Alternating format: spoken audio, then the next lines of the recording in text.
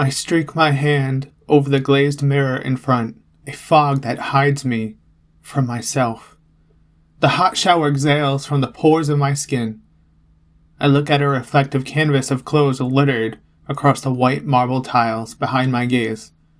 To the left of you is my shower. To the right sits my drop-in bathtub, where my purple loofah lay at the edge. I look a bit leaner than usual, and my olive skin glows from the body-washing oils as it sits thinly on my physique. I comb out my brown, straight hair and let it air dry a bit before throwing it up in a man bun. I decide to change it up a bit for this event and let some of my bangs drop from the temples and caress my cheeks. I look myself in the eyes, emerald green and intent. You're charming, pretty, and you can get through this. I walk down the white walls of the hallway.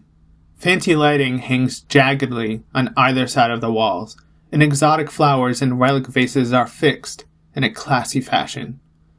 Piano music finds its way to my ears and grows louder as I come to a close, hinting the night is still young.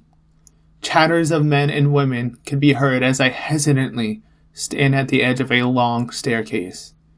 It waits for me, and at the bottom, all of my guests. I don't think I'll ever get used to this 5 years later. But here I am.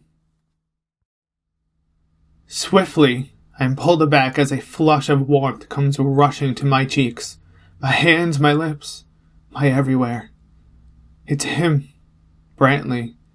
I know these lips, soft, but not too soft, and they send shockwaves through my nerves, flushing my face red.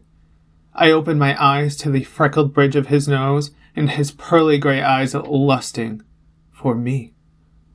Everything about him is perfect. His mouth widens into a blushed smile, all canines pointy and showing. I thought you needed that, he says, still intent and lusting for me. Aside from him being perfect in every character, there was nothing hotter and more bothersome than him actually knowing me and caring to show it. I want to rip off my clothes and release myself onto him and tease him until he can't take it anymore. Be the wild animal I know I can be. I creep closer and back him to a wall and caress his bulge as my lips are now his. You know me so well. The desire to want each other was there but smoldering, as I can't let this go further, but it did take the nerves away. I step away, and he grabs my wrist. I know the snake is waiting for you downstairs, but if you need me, I'm here, he assures. I nod, put on a smile, straighten my purple suit and tie, and head down to meet a bunch of rich people I don't even care to know. Victoria catches me in her glance.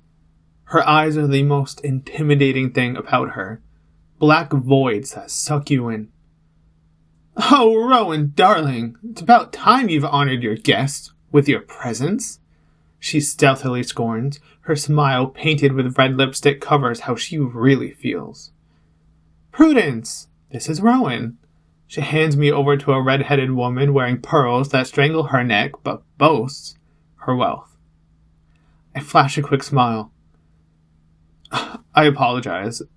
I wanted to make sure that my guests, Prudence, got introduced to the best version of me. Those words make me want to vomit. Prudence's cheeks flush red.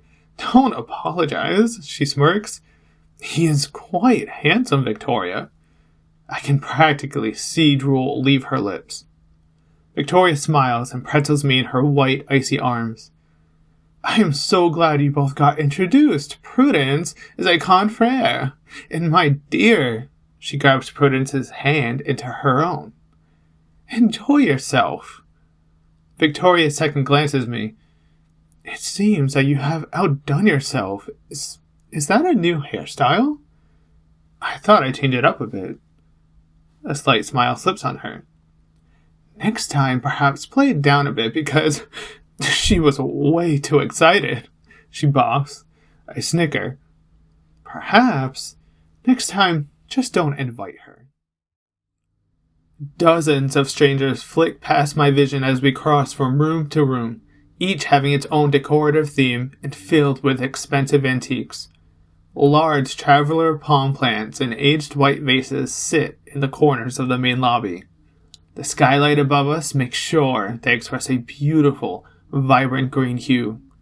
The mansion has kept its historic architecture with adapted technologies like electrical wiring. Most of the guests that cross my gaze are older men and women. Some had their uptight, toffee-nosed kids with them. I imagine how much wealth each person has. How many millions does each differ from one another? It seems like there's always a dominance for who has the most money, but most can't rival with ours.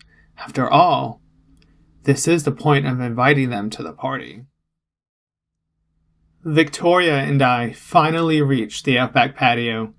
The smell of grill-cooked Kobe beef awakens my senses before I step outside. Old-fashioned string lights spiral along the columns of the mansion and swing along beams of the outdoor bar. 5 grills get catered to by the best chefs money can buy. Candles surround the in-ground saltwater pool, and the water glistens as the moon strikes its shimmering movements. It glows an exotic teal color. Richard comes into view. His broad and square jaw gives him away, even in the shadows. Victoria continues to drag me to the bar. The mixed smell of fruity cocktails and aged alcohol perfumes the area. Richard, it's time, she gestures. He nods and gathers the guests around the bar. Friends, family. His voice is met to the crowd with strength and clarity. This boy right here. He takes his hand and rests it on my shoulder. His grip is strong. This is awkward. 5 years ago, my wife Victoria and I decided to make a life-altering decision. We couldn't have children of our own, and it was time to adopt and hearten our family. Although we were looking for a baby, he laughs at the thought. Instead, fate had other plans for us, and we met Rowan. From the moment he met our eyes is the moment we knew he'd be our son. Our family finally feels complete, and I hope you love us just as much. Happy birthday, and congratulations on finishing high school. Next year, Dartmouth. He lifts his drink and cheers, and the crowd cheers. I watch as Victoria wipes away a tear, but I'm not sure what to feel. I can honestly say this isn't the family I thought I would have on my 17th birthday. I am so grateful for everything both of you have done for me for the past 5 years, and my throat tightens as I swallow hard. Quickly, I become lightheaded as I turn to them, and the words leave my lips. I love you so much, and I'm honored to be in our family, and to be your son. A towering cake rolls out of the small kitchen by the bar, giving me an escape.